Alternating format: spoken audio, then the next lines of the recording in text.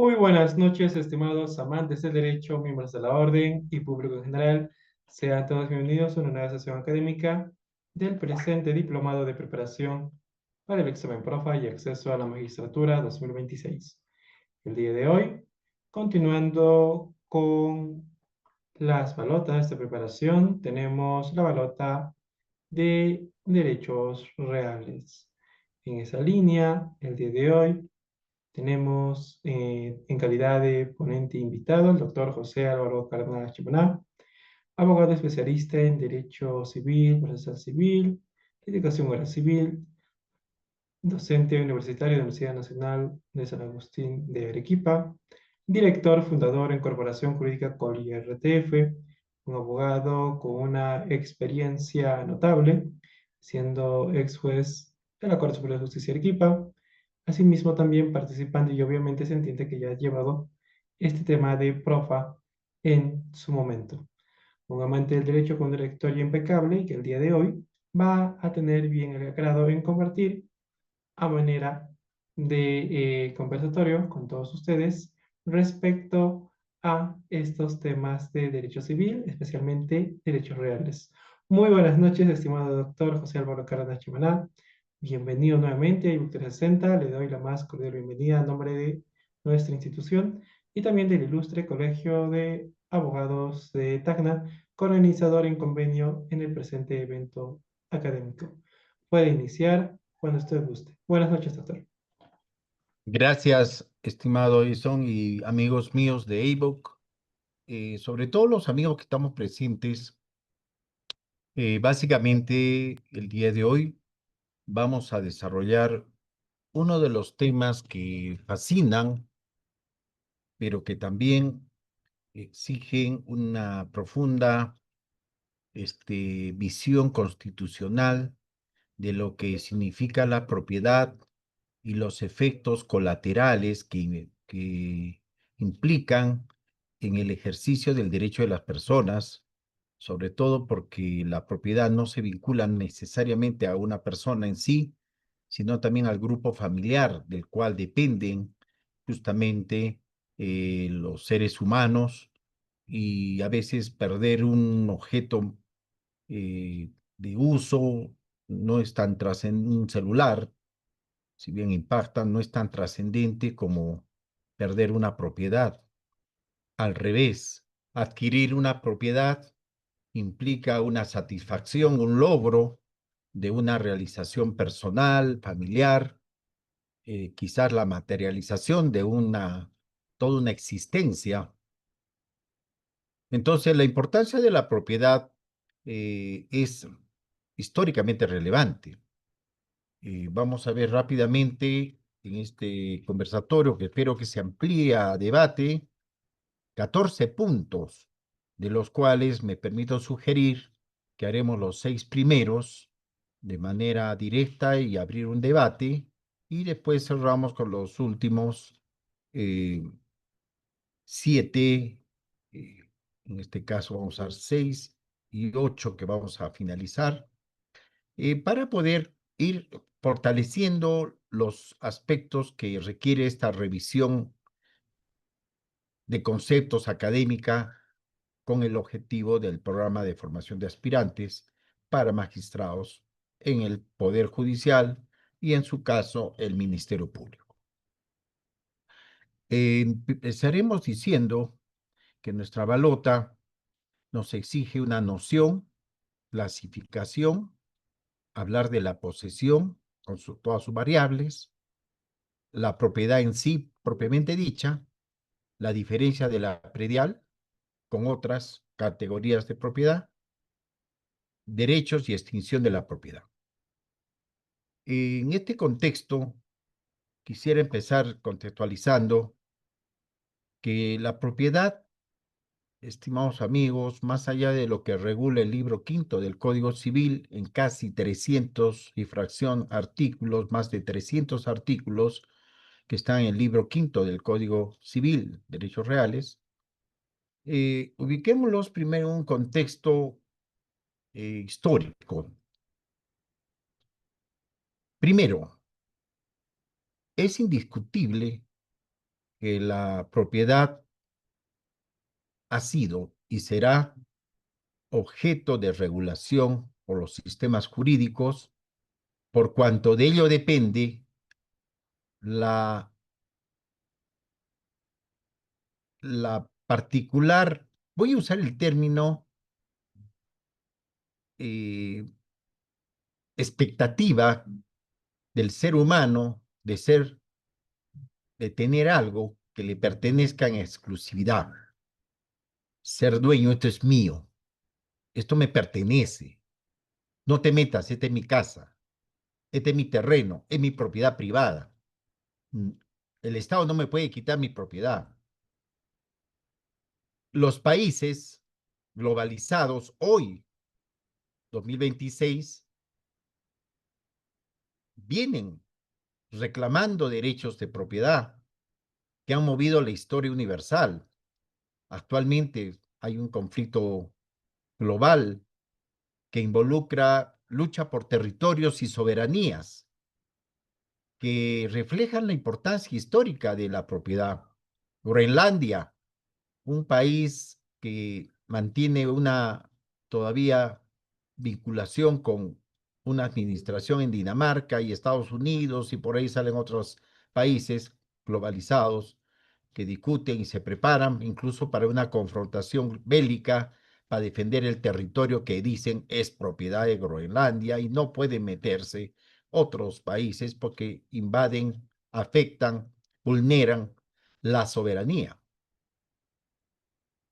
Perú, Chile, históricamente siempre han estado en conflicto por el territorio, por lo menos hasta el año más drástico de la historia, el 79, la Guerra del Pacífico, por territorios que se reclamaban en las fronteras en ese entonces con Antofagasta, hasta Antofagasta, que pertenecía a Perú.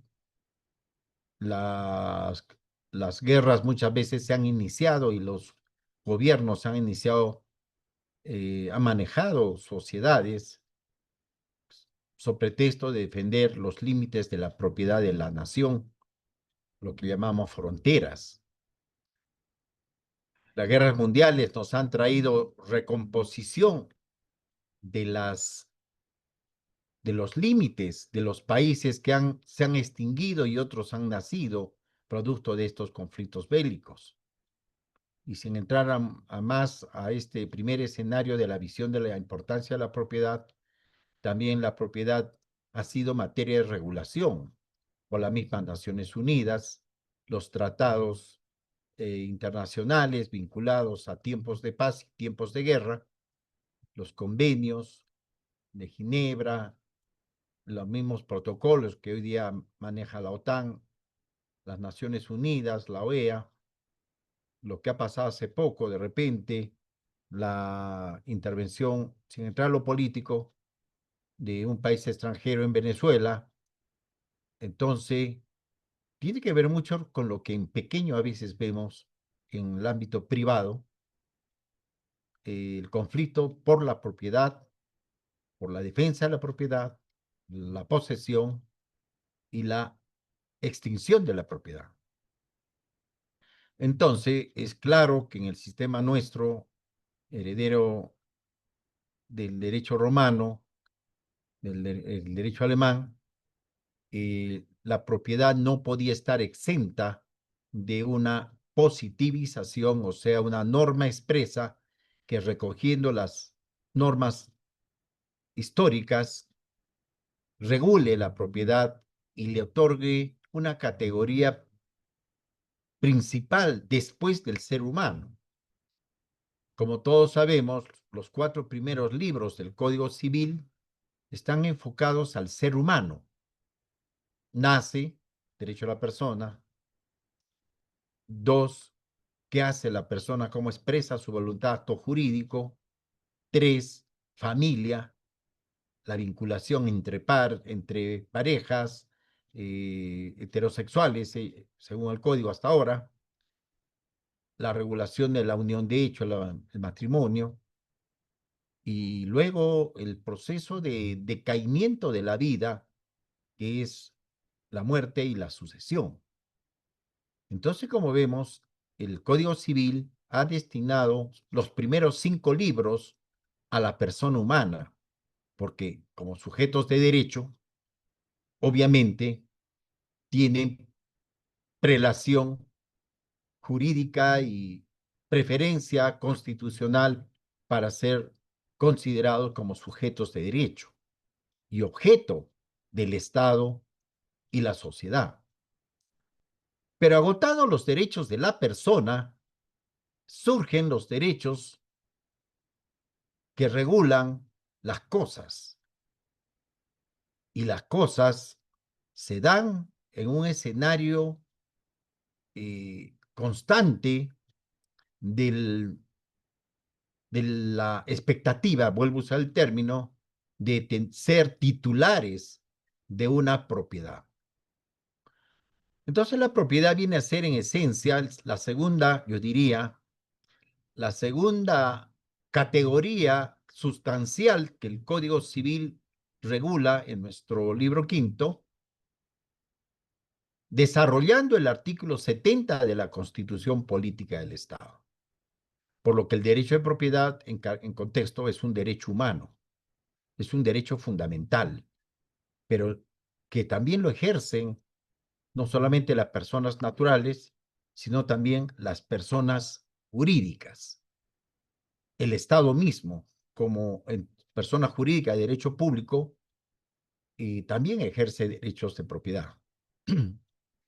Entonces, es indiscutible que lo que llamamos sujetos de derecho, que somos las personas, extendido por naturaleza jurídica del libro primero a las personas jurídicas, también se extiende que son titulares y pueden ser titulares de derechos de la propiedad. Entonces la propiedad se remonta en concreto a aquellas cosas, por eso el histórico término del res cosa, que en tiempos romanos lo denominaban como el derecho de las cosas, que ha ido evolucionando al derecho de la propiedad. Y es que la propiedad es una categoría jurídica de poder ejercer, exigir, reclamar, oponer, defender, exigir y adquirir o perder ejercicio de derechos sobre las cosas. En esta genérica definición, encontramos que el Código Civil en el artículo 881 empieza a regular la propiedad en el Perú. Para ir cerrando un contexto del tema de la propiedad, a nivel particular, ya no de entre estados, que ya hemos visto que generan conflictos internacionales, muchas veces por soberanías, por territorios ganados en la guerra o perdidos en la guerra, o terrenos reclamados y perdidos por tratados,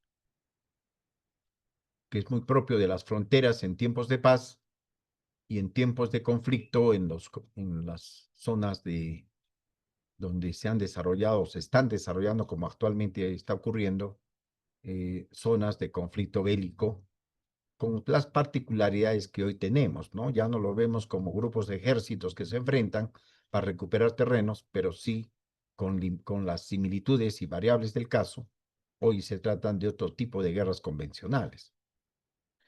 En el tema privado, la propiedad también tiene la misma característica. Los seres humanos queremos respetar nuestros espacios. Exigimos que respeten nuestros espacios. Había un autor que no lo recuerdo bien ahora, pero decía que tenemos un instinto del dinosaurio, el instinto prehistórico, decían, la memoria histórica del dinosaurio. Recordarán por antropología, por prehistoria, que normalmente pues vivíamos en los tiempos de la humanización del Homo sapiens o hacia atrás de los homínidos, los que vemos desde la perspectiva de la ciencia, o si quieren ver a Adán y Eva desde la perspectiva católica, que también lo soy por si acaso. Pero en ambos casos, la propiedad ha sido el escenario una de las vocaciones del ser humano. Y normalmente desde la cueva o desde el Edén, lo cierto es que teníamos un territorio que decíamos es mío lo que está en a mi alcance y ejerzo un derecho sobre él.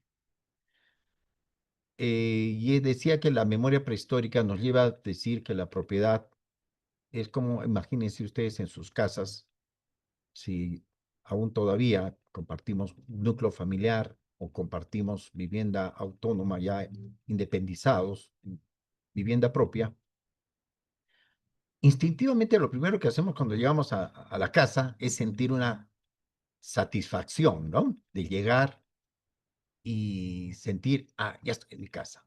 Este es mi dormitorio, mi sala, ahí me descanso. En mi dormitorio me duermo. Estoy en mi propiedad. Instintivamente el ser humano siente esa satisfacción como el prehistórico que llegaba a su cueva y cerraba la entrada con una piedra para que nadie entre. Nosotros ponemos candados, rejas, puertas de madera o metálica y ahora ponemos cámaras para saber quién se acerca a mi propiedad. Entonces, fíjense que el derecho de propiedad está inmersamente vinculado con el instinto del ser humano de tener, ejercer derechos y protegerlo, defenderlo.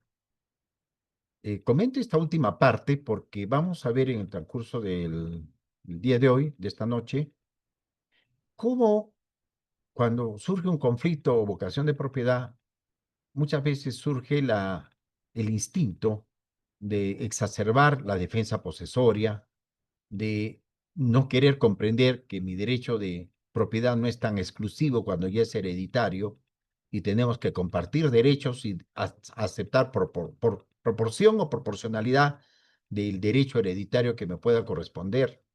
Y muchas veces chocamos con personas que no entienden que hay unas reglas de la propiedad y la copropiedad que deben ser comprendidas y explicadas por los magistrados, perdón, por los abogados, y cuando no y entran en conflicto, lo resuelven los fiscales, califican las conductas que sobre la propiedad se han podido ejercer, sea por usurpación, o sea por daños, o sea por alteración de linderos en el área penal, o en lo civil, con el tema de buscar un deslinde para determinar hasta dónde va mi derecho de propiedad, la inscripción registral para defender y hacer público mi derecho, y en el caso práctico, la defensa de la posesión.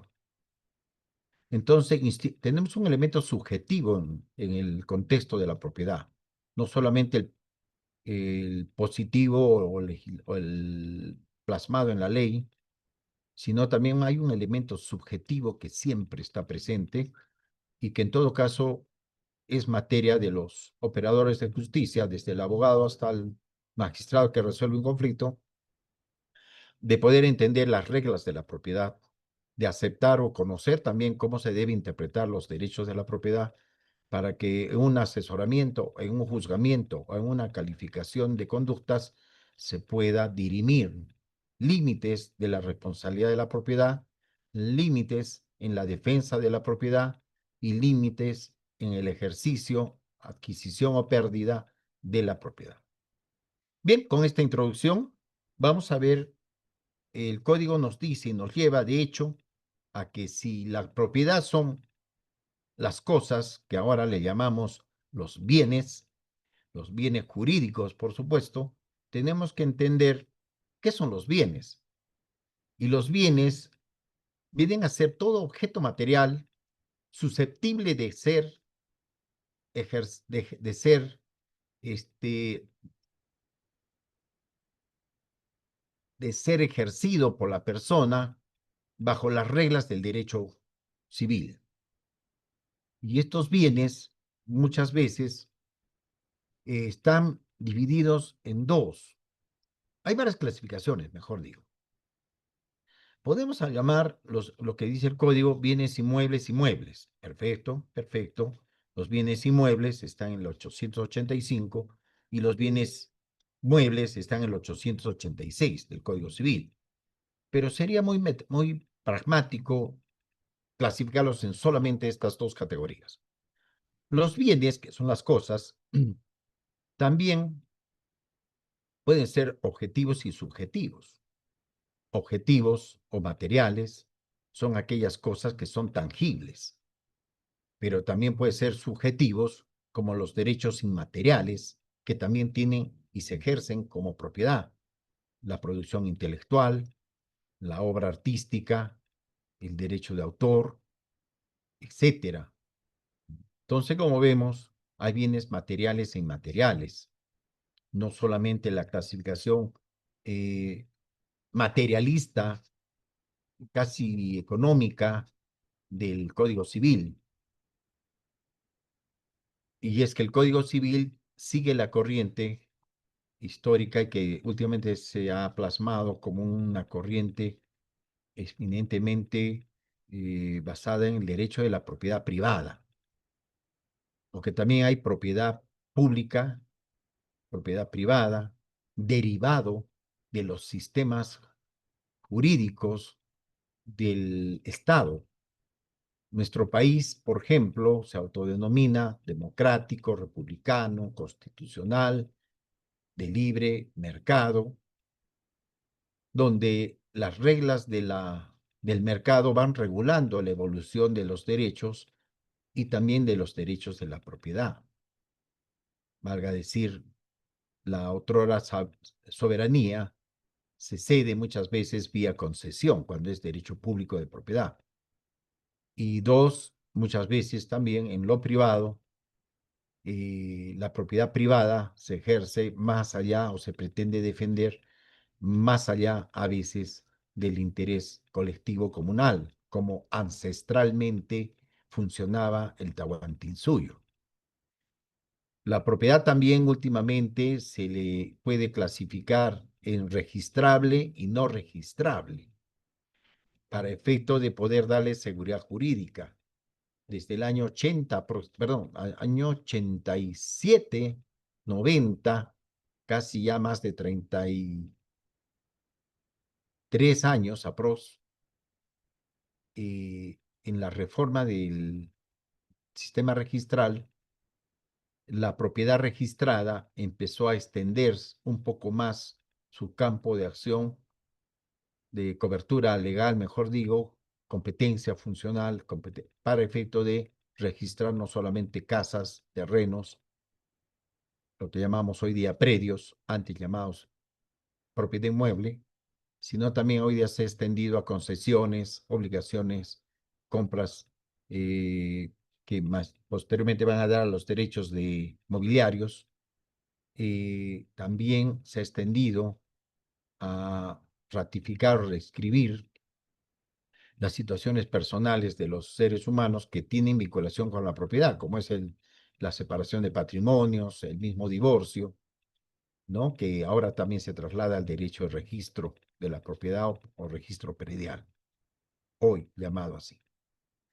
Entonces, como estamos viendo, la propiedad por la naturaleza del Estado, por la naturaleza del sistema jurídico, por el sistema en el que nos encontramos, encuentra la clasificación más idónea que para nuestro Código Civil es muebles y inmuebles, de preferencia.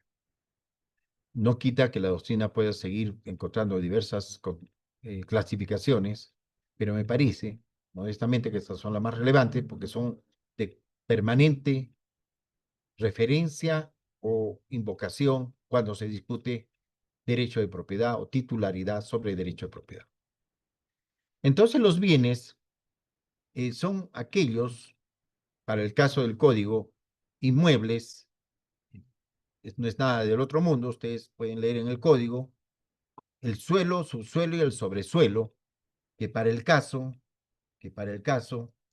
han sido considerados exclusivos en algunos sistemas jurídicos, pero en el nuestro, ahora, ahora digo, porque con las reformas constitucionales que ha habido desde el año 79, 93 y en adelante, ni hablar de las N reformas constitucionales vinculadas a la propiedad pública sobre todo, el suelo, el ciudadano puede ser titular del suelo, pero ya no del sobresuelo, ni menos de el subsuelo.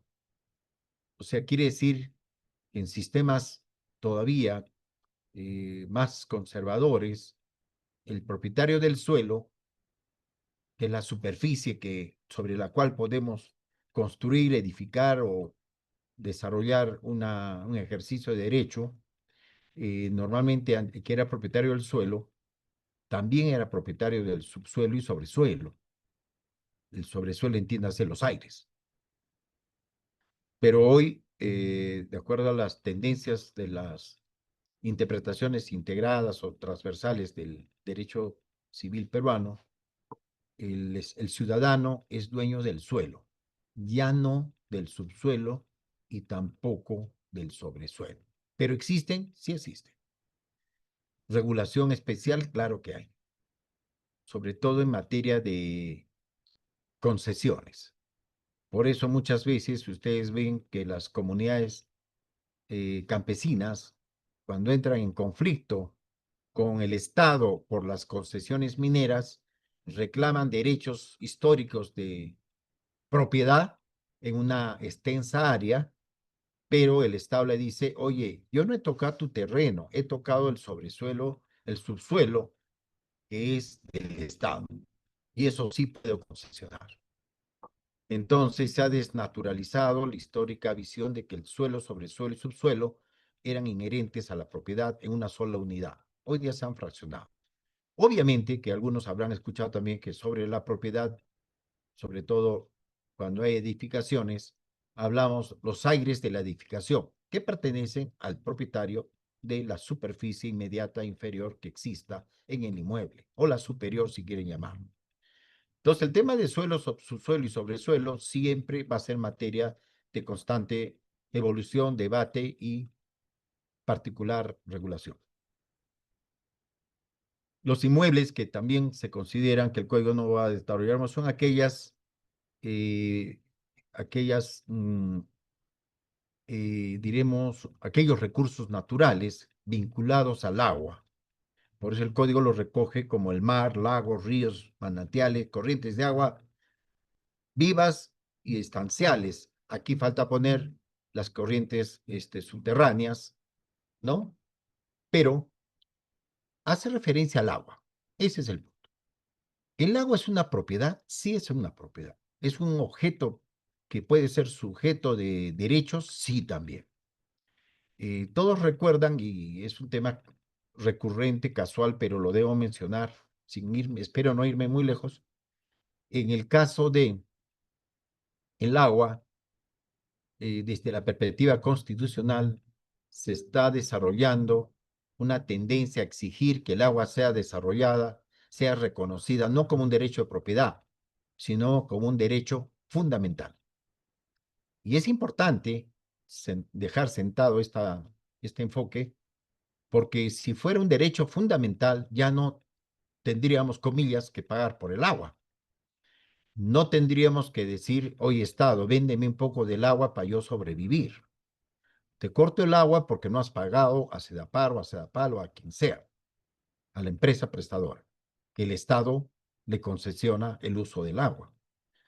Tendríamos que pensar que las aguas de regadío o las aguas de los ríos tienen preferencia al consumo humano, como lo dice la ley de aguas, pero también el agua, cuando ya se utiliza, comillas, es el agua residual, voy a usar el término propio, el agua eh, de reciclaje, en grandes cantidades el agua de las cañerías de desagües. Esta agua también tiene un valor económico, porque es una propiedad. Y esta propiedad muchas veces, por el modelo que tenemos, se le ha concesionado a ciertas mineras para que usen el agua residual a título gratuito, bajo la premisa que ya se utilizó el agua, ¿no? Ya me lavé las manos, ya boté el agua y ya esa agua residual no tiene valor. Cuidado, sí tiene valor, porque ellos lo lixivían, lo, lo filtran y lo usan para la producción minera. Es lo que está pasando en Arequipa. No por gusto nos cortan el agua cada rato. Y el agua de los ríos, en cierta manera, obviamente también tiene una regulación especial. Estoy hablando de la ley del agua, y hay una autoridad nacional del agua también, porque es una propiedad de alto valor económico, como tal, clasificado como un bien inmueble. Las minas canteras, depósitos de hidrocarburos, ¿qué más va a decirse? Son de interés económico, tienen valor patrimonial. Los diques, muelles, portones, concesiones para explotación de servicios públicos, concesiones mineras, las estaciones de ferrocarriles, los inmuebles inscribibles en el registro, ahí nos acercamos a nosotros. De toda esta clasificación precedente, que es de interés público, nacional, general, entramos recién en el numeral 9, perdón, 10, sobre los derechos inmuebles inscribibles en el registro. Y fíjense cómo el concepto económico prepondera la regulación, la clasificación sobre los bienes, recursos naturales del Estado y, por supuesto, al final regula los bienes particulares. Entonces, el Código Civil, en esencia, ideológicamente, reconoce más, regula más, tiene más interés en regular, por supuesto, con las modificaciones que ha habido últimamente, aquellos aspectos que tienen que ver con el uso patrimonial, derecho de propiedad de los recursos naturales. Y en el 10º hablamos de la propiedad, ojo que dicen inmueble, inscribible en el registro. Como dije anteriormente, hay inscribibles y no inscribibles. Hay propiedades que se pueden registrar y la tendencia es a registrar con mayor ámbito, mayor competencia, mayor expansión, derechos que permitan seguridad jurídica en el manejo de la disposición de bienes. Y los demás bienes a los que la ley le confiere la calidad de inmuebles. Y los muebles, para cerrar la clasificación de bienes, son los vehículos, las fuerzas naturales, construcciones, materiales de construcción, títulos, valores de cualquier naturaleza, los derechos patrimoniales de autor, etcétera, que dije que son los inmateriales, rentas, acciones, hay un temblor, tranquilos, y los demás bienes que puedan llevarse de un lugar a otro, o sea, aquellos que pueden ser trasladados, y finalmente los bienes comprendidos en el artículo 885, que no estén comprendidos en el artículo 885, dejando la posibilidad que todo lo no regulado en el 885 es bien mueble. Ahí entrarán pues los celulares, los libros, una taza que usted tiene, una cafetera que ha comprado, son bienes muebles, todos ellos. Entonces, esta clasificación de bienes, tanto muebles y inmuebles, es histórica y se mantiene todavía en nuestro derecho civil. ¿Cuáles son las partes integrantes y accesorias de los bienes? En este sentido, las partes accesorias integrantes del predio son aquellas características de la propiedad que mantienen y le dan valor al predio, a la propiedad, de tal manera que no desnaturalizan la misma. Por ejemplo, en una propiedad inmueble, si mi propiedad es un edificio, un departamento del 4º piso, las partes integrantes serán todos aquellos ámbitos regulados por el derecho inmobiliario, valga decir la ley de propiedad exclusiva y propiedad común, que permiten individualizarlo y sobre todo por la naturaleza de la estructura, permiten ejercer derechos de exclusividad, como es los perímetros, los linderos, las paredes que cierran la colindancia, los accesos clausurados por rejas, puertas, ventanas, edificios.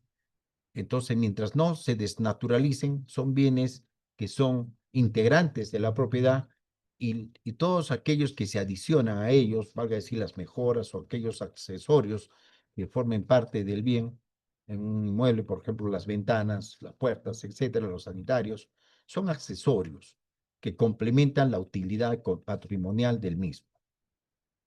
Podemos decir que en todo caso, los bienes, los accesorios son aquellos que sin perder la individualidad del bien principal permiten darle un valor económico, ornamental, que eleva el valor patrimonial del mismo. Todos sabemos que una propiedad en casco recién construida vale menos que una propiedad con acabados, eso está claro. No confundir con la presunción de que los bienes que hay en el interior de la propiedad se presumen de propiedad del titular del inmueble, del predio. Entonces, estos, tanto los bienes accesorios que forman parte de la propiedad misma, vienen a seguir, mejor digo, la suerte de, comillas, del principal, que sería la propiedad misma. Hay excepciones, por supuesto, que la propiedad, que la ley establece, como por ejemplo, que vamos a ver más adelante, me parece que está en las servidumbres, las áreas comunes, en las áreas de exclusividad, en los regímenes inmobiliarios, llamados antes de copropiedad, perdón, eh, el, se me fue el nombre, la variable. Aquella, la propiedad inmobiliaria que le llamábamos régimen de uso, que ahora se llama exclusivo y común. Vaya, se me ha ido la palabra, sinceramente. Lo que era antes registro de propiedad inmueble, la propiedad horizontal. Lo que era antes la propiedad horizontal. Vaya, palabrita que se me escapó. Entonces, como ven, las partes principales del bien van a ser todas aquellas que permiten mantener la utilidad sin necesidad aún de accesorios que limiten el ejercicio del derecho. Por ejemplo, en un terreno eriazo adjudicado en terreno sin edificación, obviamente la parte principal, la parte integrante será la superficie y el área determinada en metros cuadrados, que es la unidad que utilizamos en el Perú. No usamos ni la yarda ni la vara, que era antes, la vara cuadrada, la yarda cuadrada. Hoy día usamos sistema métrico propio de América Latina, heredado de Roma, el metro cuadrado. La yarda es anglosajón o por lo menos derivada de otros países. Pero se usaba en el tiempo histórico en Perú, en 1700, 1600, 1700, hasta 1860 más o menos, que se usó la vara y la yarda. Por eso en los registros de propiedad, las históricas que están en registro desde 1892, vamos a encontrar todavía propiedades que originalmente estaban dimensionadas o expresadas en varas o yardas cuadradas, que era la unidad americana, norteamericana. Hoy usamos el metro cuadrado. Entonces, ¿cuáles serían las partes integrantes? El área, la superficie. Y las accesorias, lo que posteriormente puede irse edificando y así sucesivamente. Toda propiedad, como hemos dicho, tiene un valor económico y por supuesto genera rentabilidad y la rentabilidad nace y genera frutos. Y los frutos y productos de una propiedad, se entiende, son de propiedad del titular de la propiedad principal, que sería el terreno, la superficie, el campo de cultivo. De repente, si es un área con alto contenido de recursos naturales, bueno, soy propietario de la concesión, ya no es concesión minera, sino estamos hablando de una propiedad exclusiva en la cual soy propietario de los recursos naturales que pudiera haber. Con la diferencia, repito, jóvenes, colegas, amigos, amigas, con la diferencia que la regulación en temas de explotación minera, de derechos de hidrocarburos o recursos naturales, tiene leyes especiales que muchas veces han invadido el derecho de la propiedad exclusiva particular. Muchas veces se ha llegado a desconocer. Cerrando el punto 3, entonces, ¿de dónde nace la propiedad? La propiedad, como hemos dicho, puede ser inscribible y no inscribible, pero como el mismo código lo ha reconocido en la sección tercera, es la posesión la que por excelencia se regula primero porque da mérito a la propiedad. ¿Qué es primero, la posesión o la propiedad? Vaya, es un debate que todavía se sigue discutiendo, pero el código ha estado por la posesión, que es el ejercicio de hecho de un poder inherente a la propiedad. Entonces, eso en el artículo 896. Decir que es una situación de ejercicio de hecho, ojo, no de derecho, que es un elemento inherente a la propiedad, por eso decía que es primero la propiedad o la posesión. Si partimos de la generalidad del artículo 70, que la propiedad es el derecho que permite el ejercicio, su fruto, defensa de la propiedad misma por parte de la persona, la posesión es un derecho inherente derivado de la propiedad, pero que da origen a la propiedad por excelencia, porque a través de la posesión se puede adquirir propiedades que no son propiamente del titular. Se pierden derechos en extinción, pero también otro adquiere el derecho y ahí va jugando la histórica transmisión de los derechos de la propiedad en generación por generación, sea por sucesión o sea por acto de disposición, como veremos en la pérdida o extinción de la propiedad. La posesión, colegas, es la posesión aquel ejercicio de hecho que se ejerce sobre la propiedad. Normalmente cuando hablamos de posesión recordamos con mayor frecuencia propiedad inmueble, terrenos, casas, el departamento, el terreno, mi cuarto, etcétera. El área que está detrás de mi casa vengo ocupando y poseyendo hace años. Forma parte de una propiedad inscrita o no inscrita, eso es otro tema. Entonces la posesión es el ejercicio de hechos sobre esta propiedad. Pero ese derecho, ese ejercicio nos permite en el futuro generar derechos de adquisición y conservación. Adquisición es cuando se ejerce, todos conocemos, creo que todos somos abogados, el ejercicio de la prescripción adquisitiva por posesión continua, pública y pacífica de buena fe 5 y de hecho, por no decir mala fe, de 10 años. Entonces, la posesión siempre va a ser por excelencia una forma de adquirir la propiedad, por eso lo regula primero el Código Civil. Pero también la posesión nos permite garantizar, aún sin ejercicio de titularidad, nos permite garantizar conservar la posesión, lo que llamamos la famosa defensa posesoria. Y la defensa posesoria es aquella que se ejerce para garantizar el Estado de Derecho de respeto a la posesión sin que se altere esta por mandato judicial, voluntad o por situaciones de cesión recíproca de este ejercicio de derecho a posesión. Esta particular forma de ejercicio de la defensa de posesión del no propietario es una situación jurídica que da lugar no solo a la defensa posesoria, sino da lugar a la conservación de la posesión mientras no sea limitado por voluntad propia, por convenio contractual o por mandato judicial. El mandato judicial normalmente se ha extendido hoy día a la desposesión administrativa, pero tiene que ver con la misma defensa de posesión o restitución del estado de hecho de una posesión cuando se ha invadido, por ejemplo, áreas de terreno destinadas a bienes del Estado protegidos por la ley de bienes del Estado, como son las áreas públicas, intangibles, los parques, áreas reservadas eh, para servicios públicos, valga decir hospitales, etcétera, etcétera. La posesión, entonces, no solamente permite adquirir, sino también conservar. La posesión, no se olviden que la defensa posesoria antes se exigía que sea defendida dentro de las 24 horas, se establecía.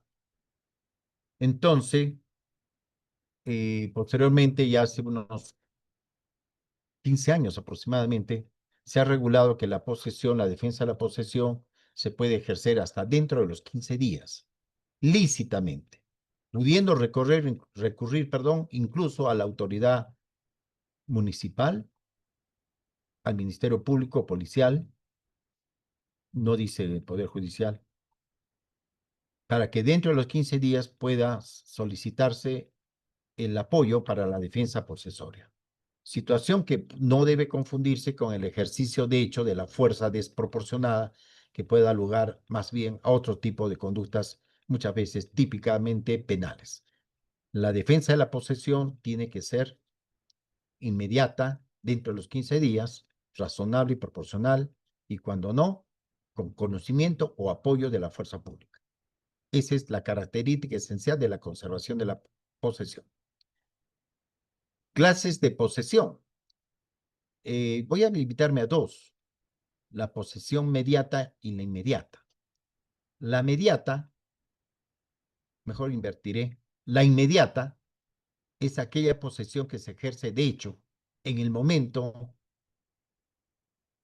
sobre el bien inmueble o mueble de manera directa y, había dicho, repito, de manera inmediata, o sea, de hecho en el tiempo. Yo estoy ahorita en la oficina, estoy en posesión de hecho de este espacio, que en el supuesto que sea un local alquilado, o así lo sea, soy el poseedor inmediato, aquel que ejerce la posesión de manera directa en el tiempo y de hecho sobre el bien. Esto ya me da derechos de mantener la posesión, conservarla, defenderla y cuando no, ejercer a futuro, ya hemos dicho, los derechos de prescripción adquisitiva. En cambio, la posesión mediata es cuando el titular del bien cede temporalmente para usufructo, uso o para un determinado ejercicio de derechos convencional, contractual, cede su posesión a terceros, cualquiera sea ellos, Estado, persona natural jurídica, pública o privada, o personas naturales, eh, familiares o no, que puedan ocupar el bien, pero yo no dejo de tener la posesión, pero a través de tercera persona, lo que se denomina posesión mediata.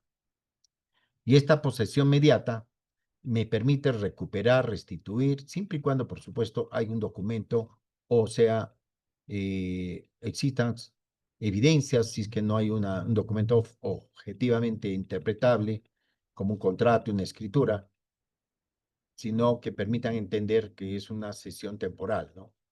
Por ejemplo, yo voy a viajar 30 días, un mes, 6 meses, mi casa no la quiero dejar sola, invito a un familiar que se quede en la casa, yo regreso y no me va a decir porque él es el dueño.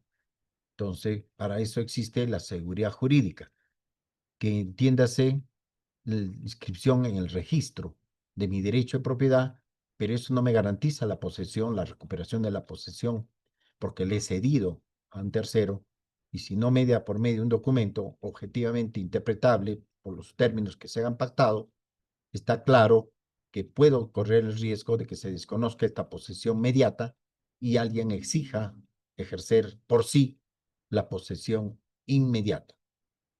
Por eso es recomendable que cualquier situación de cesión temporal de la posesión medie siempre un documento idóneo, mínimamente privado, recomendablemente con firmas legalizadas, pero por excelencia, dependiendo de la naturaleza, por escritura pública. Y si es registrable, mejor. Por ejemplo, el comodato.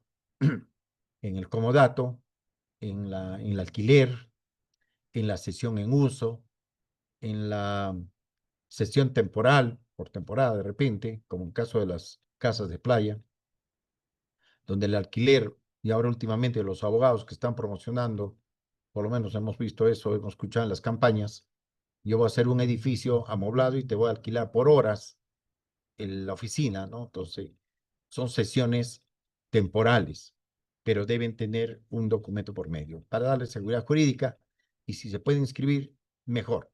No olvidemos que en las fuentes de las obligaciones hay contratos nominados que obligatoriamente tienen que ser por escritura y deben estar inscritos en registros públicos para garantizar el ejercicio de los derechos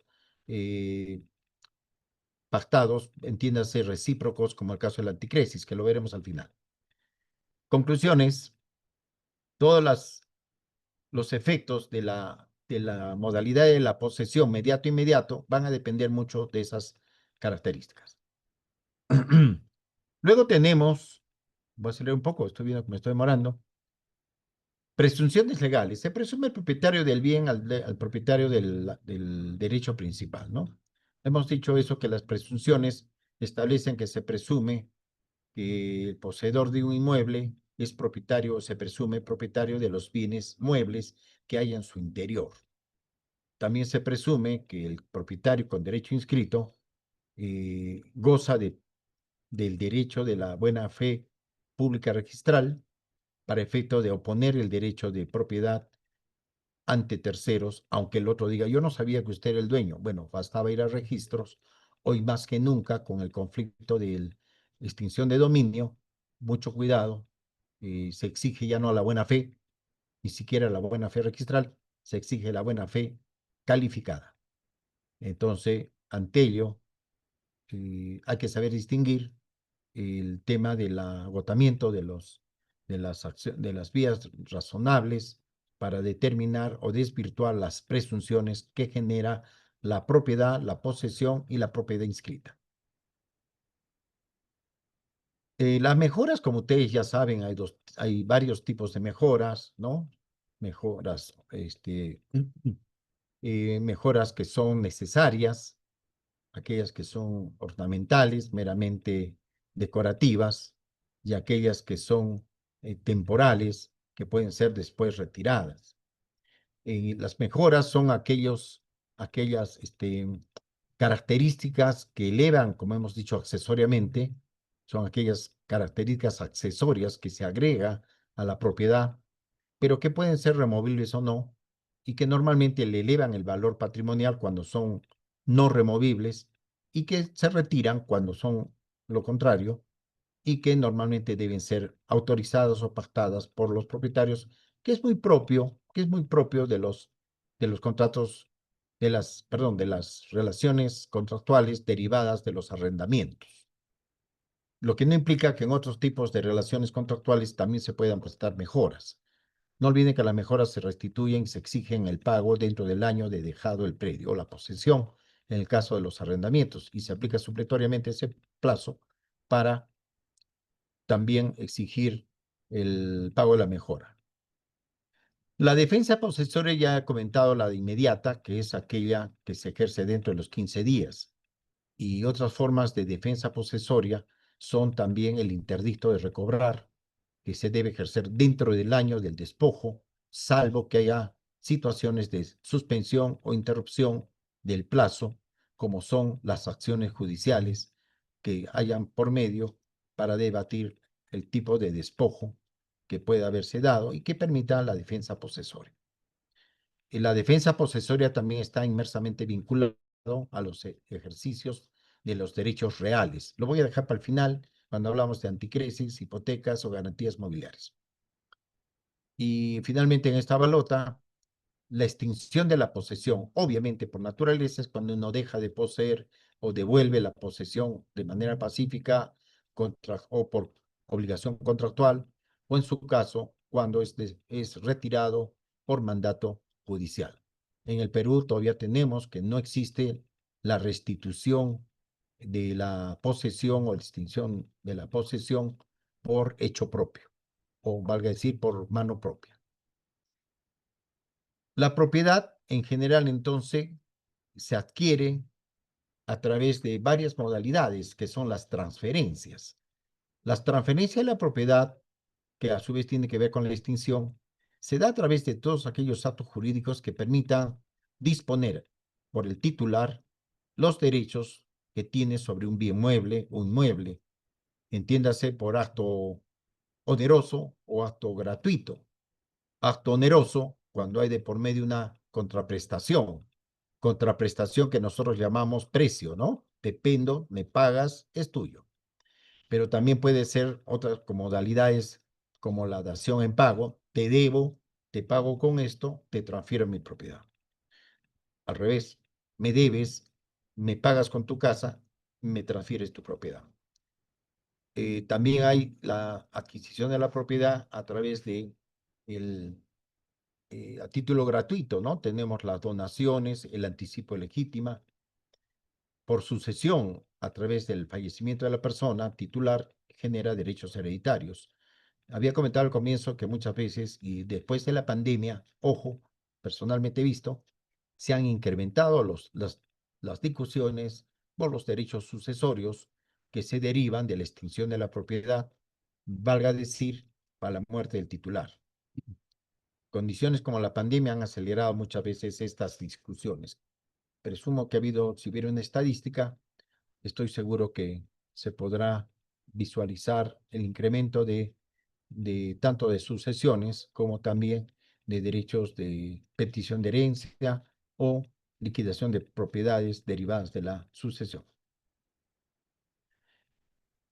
La accesión, como también se conoce, está vinculado básicamente a aquellas situaciones excepcionales, normalmente naturales, que generan el que patrimonio o porciones de terreno se adhieran al predio. No vamos a decir que los predios crecen, ¿no? Lo que estamos diciendo es que las propiedades pueden por accesión incrementar su área, y eso genera muchas veces el incremento del valor económico de la propiedad original.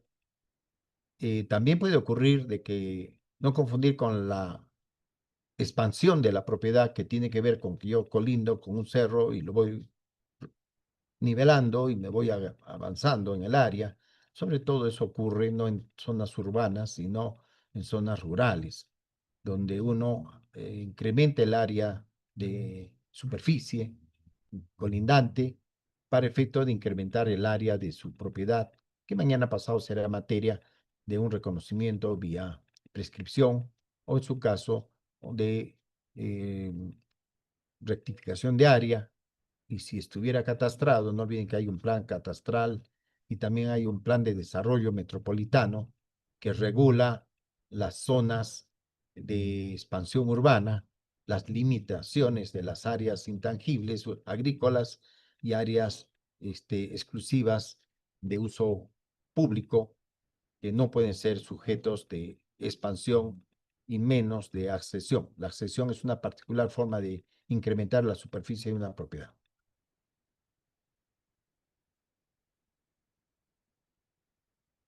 Hemos hablado ya de la transmisión de la propiedad muy rápidamente, la prequisición adquisitiva, que ya sabemos, que hemos mencionado también, que es aquellas formas de adquirir la propiedad por cuanto uno está en posesión inmediata, en forma pública, pacífica, con características propias del propietario, pero de dos tipos, de 5 años de buena fe y no mala fe, sino posesión de hecho, cuando requiere 10 años. El registro predial o la propiedad predial. La propiedad está regulada por la Ley de Bienes Nacionales. Partamos del Estado. El Estado regula los derechos de propiedad de la superficie de la nación peruana. Y a su vez, ella reconoce y distingue la propiedad privada exclusiva, que es propia de las áreas de desarrollo urbano, ya reconocidas tácitamente, expresamente, perdón, a través de los programas de formalización de la propiedad informal, como es el caso de COFOPRI, o aquellas que se llaman propiedades tradicionales o aquellas que ya se encontraban registradas. Nada mejor que una propiedad registrada para que esté dentro del registro predial. El registro predial, entonces, aquella que permite reconocer, regular y podemos registrar la propiedad exclusiva o común, pero otorgándole y respetando los parámetros de zonificación. No se puede hablar de áreas de expansión sobre áreas intangibles, ya lo mencioné eso. Entonces tenemos dos tipos de propiedad predial, urbana y rural.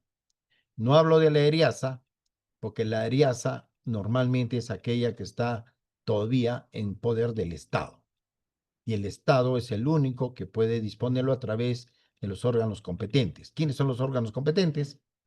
Básicamente, en materia de áreas agrícolas, el Ministerio de Agricultura actualmente. Y antes era el PET. Y en materia de urbana es los municipios. Hoy los municipios, ya no COFOPRI. COFOPRI ha pasado a ser un ente técnico de apoyo. Entonces, la propiedad predial normalmente es aquella propiedad que se puede tangibilizar, registrar, y un Estado de derecho como el nuestro, que busca Una seguridad jurídica trata de que todo esté registrado. Y ustedes también deben distinguir entre la propiedad inscrita y no inscrita. Muchas veces dicen, tus derechos están inscritos. No, no están inscritos, pero el predio sí está inscrito. El predio es como su DNI, la partida registral. En consecuencia, la propiedad que se adquiere debe ser compatible, debe estar coherentemente registrada a nombre también del titular, cuando el predio está inscrito. En el Perú tenemos un 90% de propiedad urbana registrada, casi un 95%. Eh, el programa de formalización de la propiedad informal COFOPRI, en los 20 años casi que ha estado vigente como ente competente para reconocer, validar o ratificar títulos de propiedad e inscribirlos en registros en forma masiva y pública, normalmente ha llegado a ese nivel de lo que era anteriormente el 60-50%. No entro a los detalles de los efectos del programa de formalización. Pero, sin embargo, existen los parámetros urbanos que, repito, regulan hasta dónde puedo no registrar. Por eso hay propiedades, incluso de algunas universidades acá en Arequipa, en la cual han inscrito, han comprado como propiedad para fines de ciudad universitaria y no han podido implementarlo por cuanto hay parámetros que restringen el uso en áreas agrícolas. Entonces, la propiedad rural, agrícola, normalmente tiene reglas especiales y no es lo mismo comprar un terreno de 1000 metros en la ciudad que 1000 metros en el campo. Si usted va por las zonas de andenes, hay pequeños, le llaman paneles de concreto que dice área reservada monumento, para uso exclusivamente agrícola. Y eso lo regula el Ministerio de Cultura. Muchas veces sí que se trata de zonas con reserva arqueológica, por ejemplo, como Toro Muerto, allá en Aplao, o acá en Arequipa, los andenes Sabandía, Papapata, Chargato, Caipa. Entonces, el derecho predial y el derecho de propiedad predial urbana y la propiedad predial agrícola tienen regulaciones diferentes.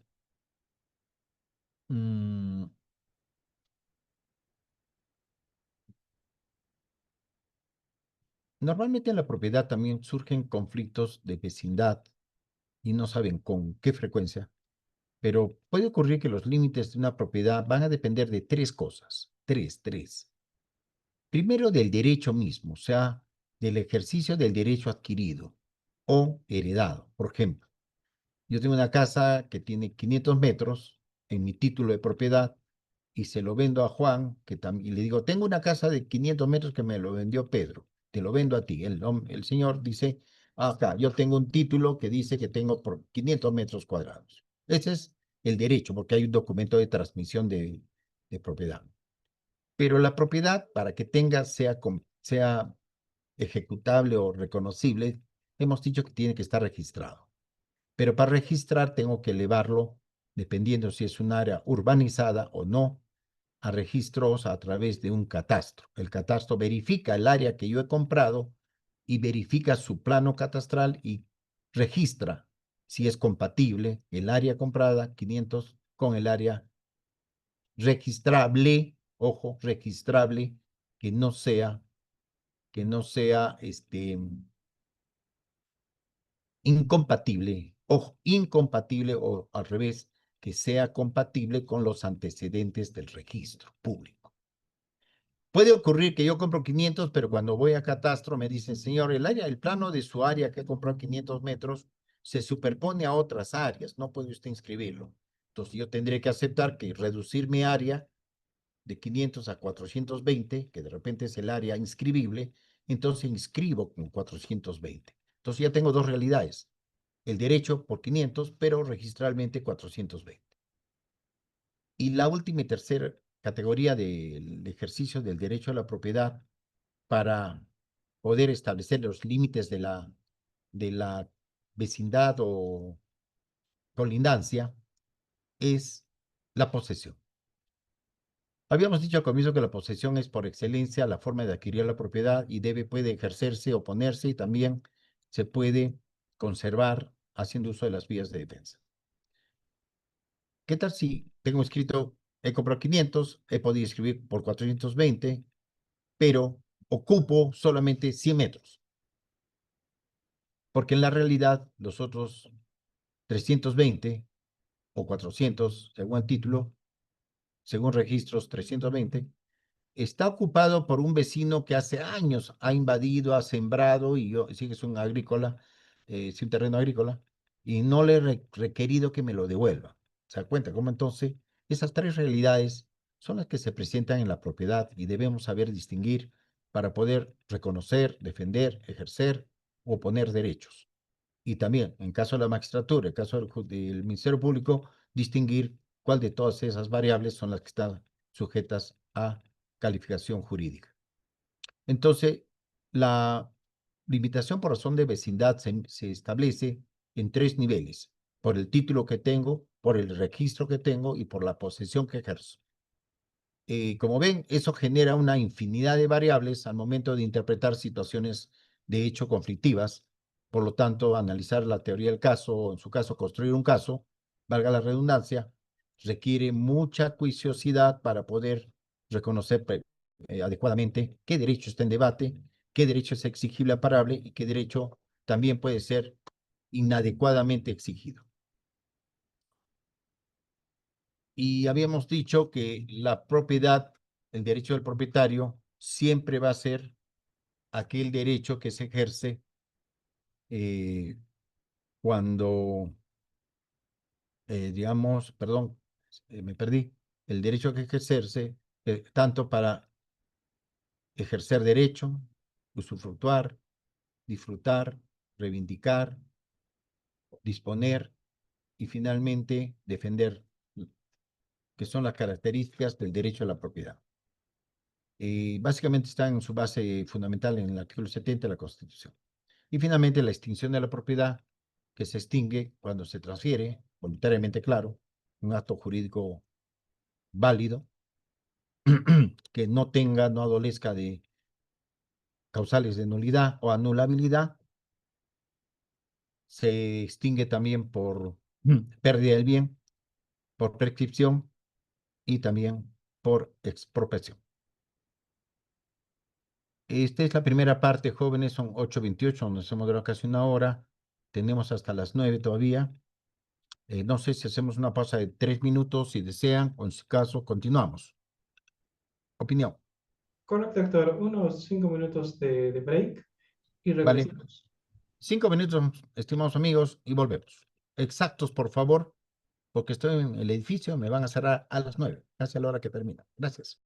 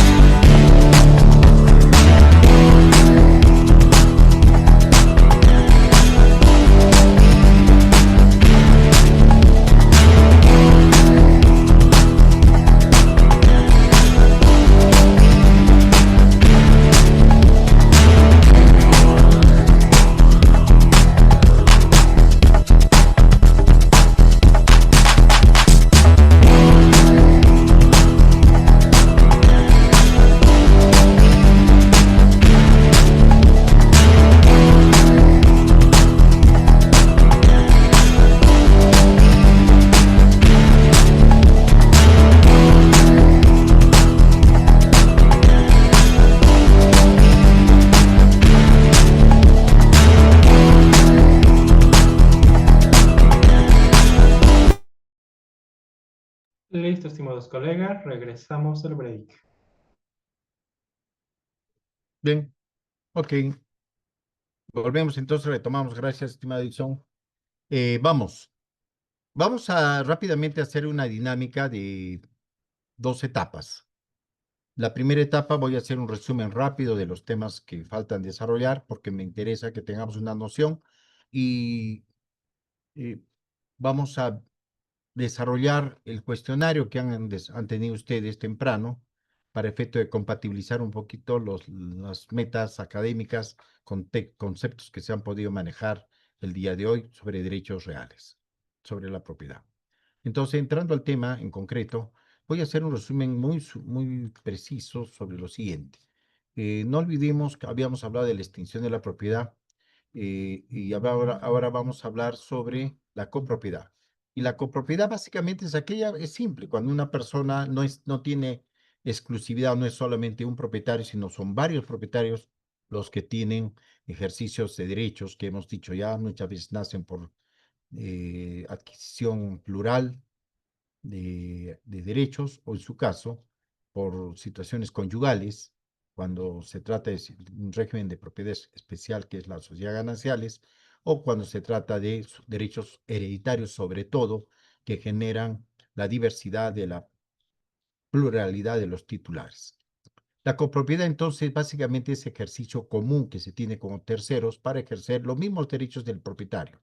Los derechos del propietario, como ya no se trata de una sola voluntad, tienen que estar regulados.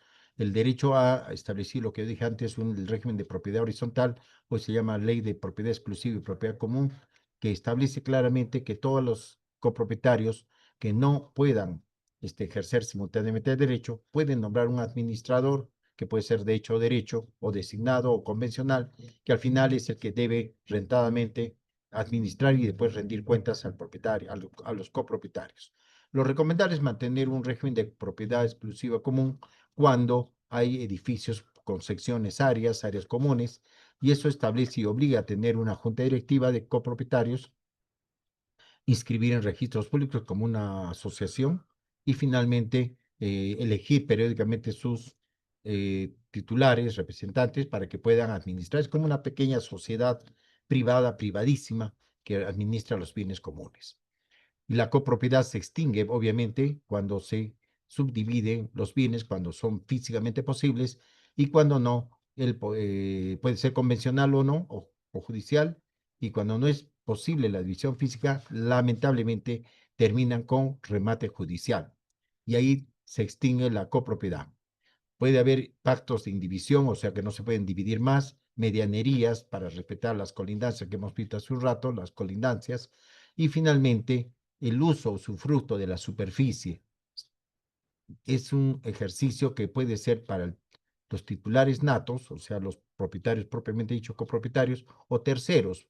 Normalmente se estila el usufructo, uso, habitación, es un derecho de goce que se otorga a un tercero a efecto de que sin ser propietario pueda disponer del bien, usufructuarlo, de repente rentar sobre él, etcétera, etcétera, hasta sus días, que es muy propio cuando se dan los anticipos de legítima, donde los titulares son familiares, al ceder al heredero o beneficiario, no pueden quedarse en el aire, entonces por reciprocidad, al ser un acto a título gratuito, se les cede ese derecho de usufructo que debe estar inscrito y constar en escritura pública. Y se extingue con la muerte del causante o, en su caso, con la revocatoria de este derecho de usufructo, uso y habitación. Finalmente, los 3 últimos temas, la garanticresis, hipoteca y la garantía inmobiliaria, forman parte de aquellos derechos de ejecución futura que garantizan obligaciones normalmente de carácter mutuatario, que terminan con la obligación de poseer o mantener el derecho de posesión o garantizar con el mismo predio el derecho de pago de la obligación pendiente. Mientras tanto, no se extingue la obligación y en el caso de ejecución inmediata simultánea, se extingue, pero cuando no surgen los conflictos judiciales, será el juez el que tenga que dirimir. Bien, entonces en ese sentido hemos estado comentando las balotas porque lo voy a ampliar acá cuando hablemos un poquito más de los temas del balotario que ustedes tienen y ya lo han desarrollado. Estimado Edison, lo oralizo nomás, ¿no? ¿O tiene usted la posibilidad de visualizarlo? Doctor, en todo caso lo voy a presentar, ¿de acuerdo? Sí, por favor, para ir viendo rápidamente, son 15 preguntas que las desarrollaremos para que ustedes vean qué tanto, cómo han respondido y de repente me permite afinar algunos conceptos. Si me avisa usted, excelente. Listo, doctor, un momento.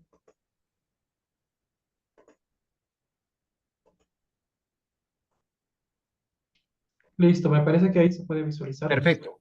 Bien, ustedes han dado algunas preguntas tipo profa sobre derechos reales. Pregunta uno. ¿Qué se entiende por derechos real según el Código Civil peruano? ¿Se acuerdan que yo les había dicho que muchos contextos dependen del contexto de la naturaleza ideológica, política, organizativa del Estado? Pero que para el Perú, la respuesta B es la correcta. Es un poder jurídico inmediato sobre una cosa. ¿Recuerdan eso? Poder jurídico inmediato sobre una cosa. No puede ser un derecho de crédito, no es una obligación de ser, tampoco las otras porque por su contexto mismo de la premisa se descarta. Pregunta 2. Los bienes, según su naturaleza, pueden clasificarse. También mencioné que son, respétase, muebles e inmuebles. Te había dicho que ustedes pueden ser inscritos, no inscritos, con muchas clasificaciones, pero en el Perú hemos optado tradicionalmente por muebles e inmuebles, aunque en el código está al revés, inmuebles, inmuebles, pero es lo mismo. Vamos, repétase. Tercera pregunta. Las partes integrantes de un bien se caracterizan por qué, respuesta C correcta, no pueden separarse sin destruir, deteriorar el bien. ¿Se acuerdan ustedes? Contrario incenso.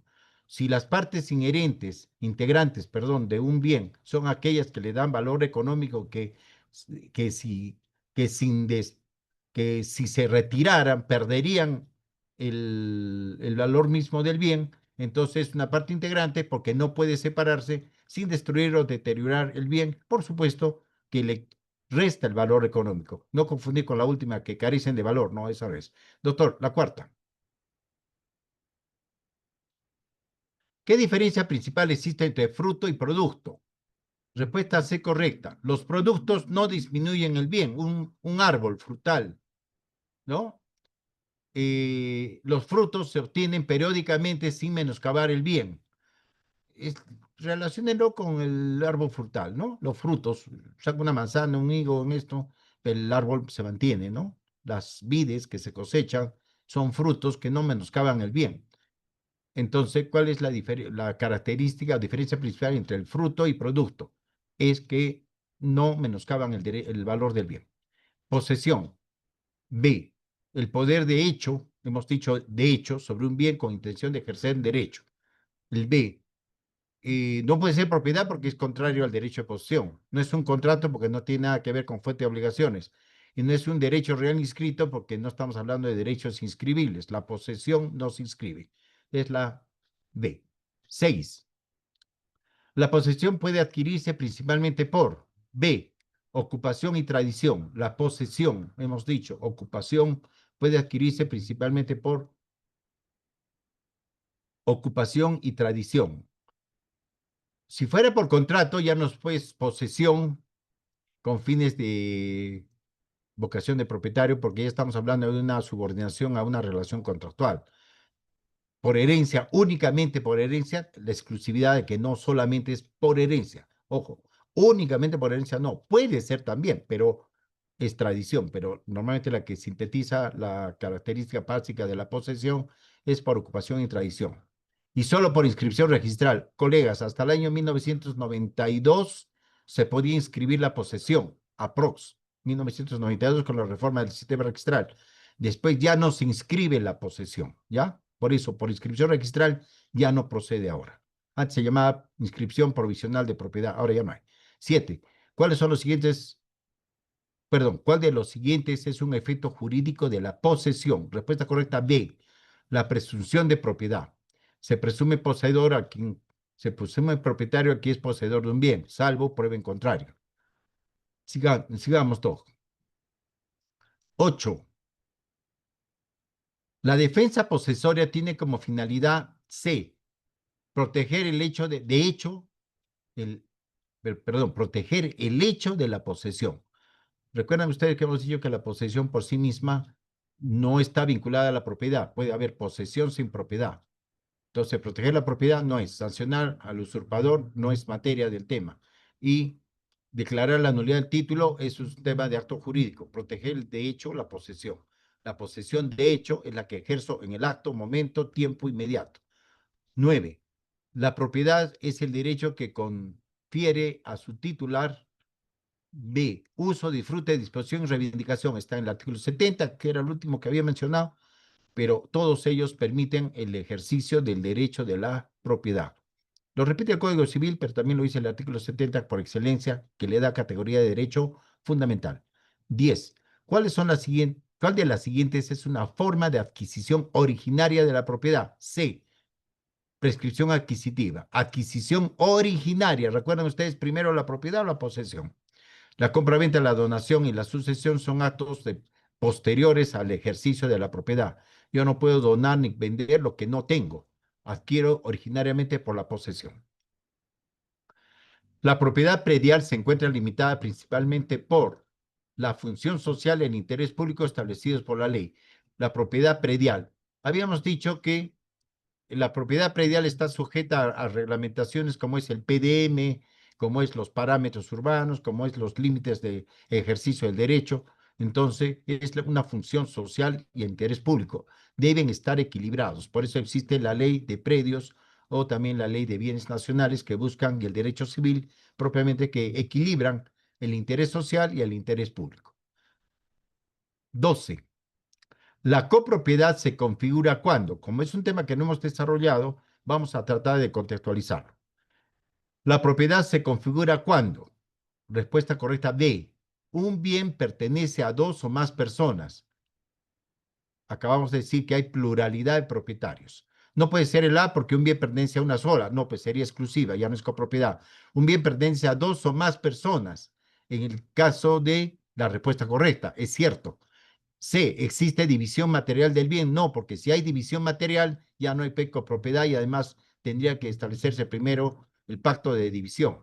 Y hay usufructo. El usufructo es un efecto de la propiedad, no la propiedad. Creo que queda claro que es la B. 13. El usufructo otorga al usufructuario el derecho de. Había mencionado el ejemplo de el padre que da el anticipo al hijo y para que no se vaya a la calle, le doy derecho hasta sus días para que use la casa, viva y pueda incluso hasta alquilarlo para rentar. Es el caso de la B, usar, disfrutar del bien ajeno. Claro, ya no es suyo, lo ha anticipado. 14. El derecho de servidumbre consiste en, valga definir un poquito la servidumbre. La servidumbre es una disponibilidad del bien sin perder la titularidad, pero que se ve obligado para servir a un predio. Ahí viene el predio sirviente y el predio servido, dicen. El derecho de servidumbre, entonces, la obligación que tiene un propietario para facilitar el, el paso de un colindante cuando este otro, el segundo, no tiene otra forma de acceso. Típico, yo compro la casa al fondo, pero no tengo salida a la calle. Oye, pero ¿cómo salgo? A través de un derecho de usufructo que me lo da el vecino, que me permite transitar por un corredor. Pero si tengo un carro, me dejará por un espacio mayor. Pero si soy una empresa, una gran empresa, tendrá que ser un área mayor. Nace la servidumbre por convención, las partes, o porque la ley lo impone al predio que sirve. Entonces, acá en la respuesta D, 14, el derecho de servidumbre consiste en, respuesta B, un gravamen impuesto sobre un predio en beneficio de otro. No es un derecho personal, no es un contrato de uso, porque no sería gravamen, y finalmente no es un derecho de garantía, porque no está sujeto a una contraprestación patrimonial.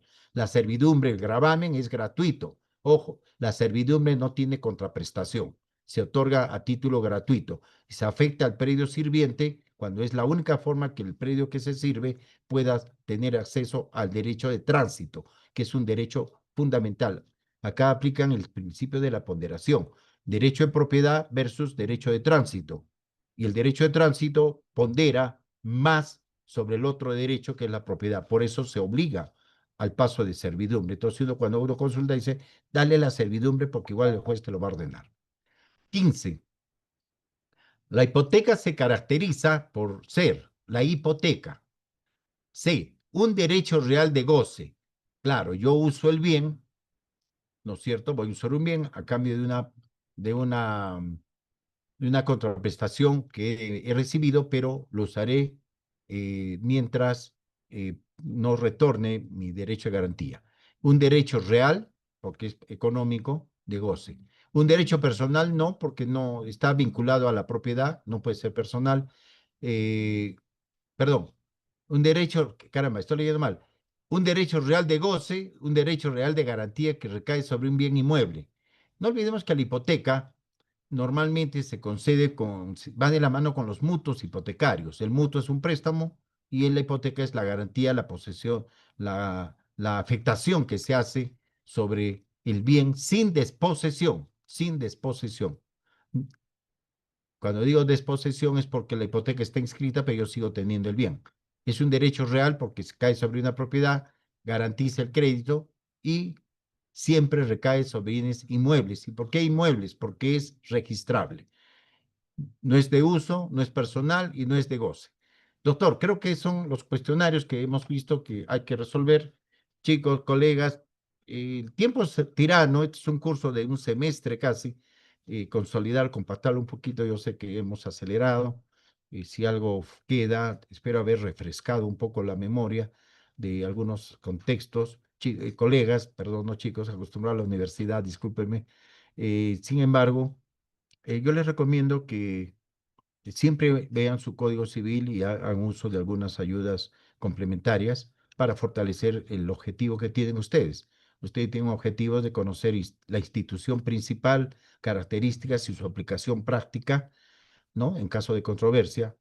Entonces es importante, como yo también he pasado de profa en su momento, alguna vez lo he comentado, yo estaba en el quinto profa, uy, antiguo, imagínense cuando antes de ser magistrado, entonces yo ya no lo soy, ya me dedico a a la actividad privada y academia, pero la metodología para poder conocer un poquito más derechos reales y todos los temas que quieren ustedes, definición de la institución, conozca la institución, características, dos, sus particularidades, tres, su aplicación práctica y después viene el razonamiento de ustedes.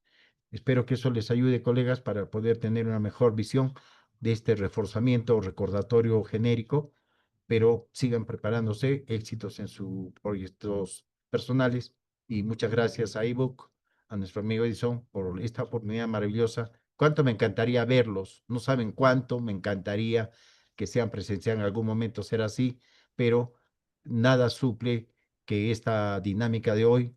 Espero que quede y refuerce sus objetivos. Gracias. Muchas gracias a usted, estimado doctor José Álvaro Cárdenas Chamaná. Estimados colegas, despedimos a nuestro ponente invitado el día de hoy, el doctor José Álvaro Cárdenas Chamaná, un profesional en la cátedra y también en el ejercicio del derecho como abogado, director, fundador de Corporación Jurídica Coli RTF, organización firma donde participa en labores legales y formativas. Ha participado en distintas entrevistas y medios donde comenta sobre temas jurídicos de interés público, sobre, por ejemplo, en temas diversos, en derecho de interés público. Asimismo, el doctor es docente universitario en la Universidad Nacional de San Agustín de Arequipa, ex decano y es ex juez de la Corte Superior de Justicia de Arequipa. Y en ese sentido, agradecemos y le deseamos el mejor de los éxitos por haber compartido sus conocimientos con todos nosotros el día de hoy. Muchas gracias, estimado doctor, a nombre de iBook 360 y a nombre también del Colegio de Abogados de Tacna. Hasta una próxima oportunidad. Buenas noches. Buenas noches. Buenas noches.